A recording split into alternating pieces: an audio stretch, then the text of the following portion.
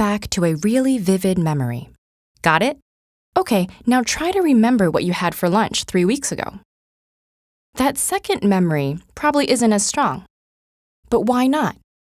Why do we remember some things and not others? And why do memories eventually fade? Let's look at how memories form in the first place.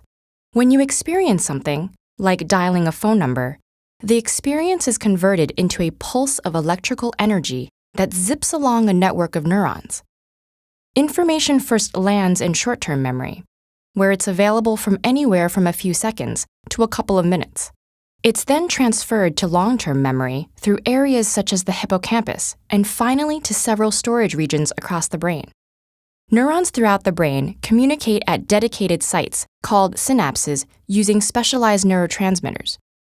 If two neurons communicate repeatedly, a remarkable thing happens. The efficiency of communication between them increases. This process, called long-term potentiation, is considered to be a mechanism by which memories are stored long-term. But how do some memories get lost? Age is one factor. As we get older, synapses begin to falter and weaken, affecting how easily we can retrieve memories. Scientists have several theories about what's behind this deterioration.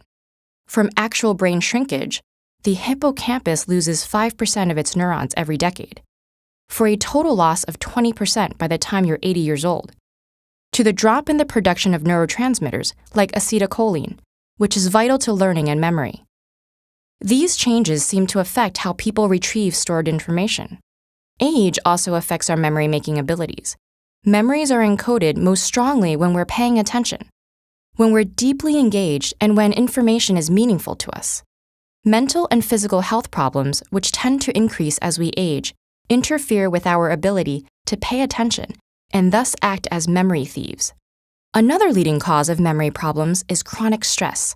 When we're constantly overloaded with work and personal responsibilities, our bodies are on hyper alert.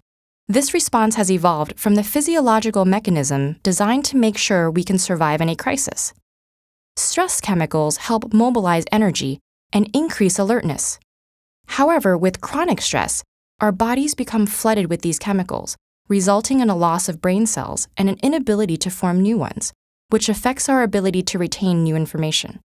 Depression is another culprit. People who are depressed are 40% more likely to develop memory problems. Low levels of serotonin, a neurotransmitter connected to arousal, may make depressed individuals less attentive to new information. Dwelling on sad events in the past, another symptom of depression, makes it difficult to pay attention to the present, affecting the ability to store short-term memories. Isolation, which is tied to depression, is another memory thief. A study by the Harvard School of Public Health found that older people with high levels of social integration had a slower rate of memory decline over a 6-year period. The exact reason remains unclear, but experts suspect that social interaction gives our brain a mental workout. Just like muscle strength, we have to use our brain or risk losing it. But don't despair. There are several steps you can take to aid your brain in preserving your memories. Make sure you keep physically active. Increased blood flow to the brain is helpful. And eat well. Your brain needs all the right nutrients to keep functioning correctly.